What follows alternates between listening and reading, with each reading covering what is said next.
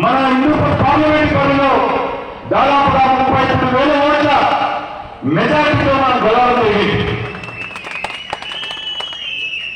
ఇది ఏదో నేను చేశాను, జగన్మోహన్ రెడ్డి గారు చేశానని నేను చెప్పడం లేదు. మీ అందరి క్రియలతో సాధ్యమైన స్థితి చేసుకుంటా ఉన్నా. నేను చిన్న విషయం చెప్తా ఉన్నా. ఆ రోజు నా దగ్గరికి వచ్చి చాలా మంది చెప్పేవాళ్ళు, నువ్వు అసెంబ్లీ పోతా ఉన్నావు, అవతల మాజీ మంత్రి వర్యులు ఎమ్మెల్యే 3 సార్లు ఎమ్మెల్యే ఏ విధంగా ఎదుర్కొంటావు అని చెప్పేవాళ్ళు.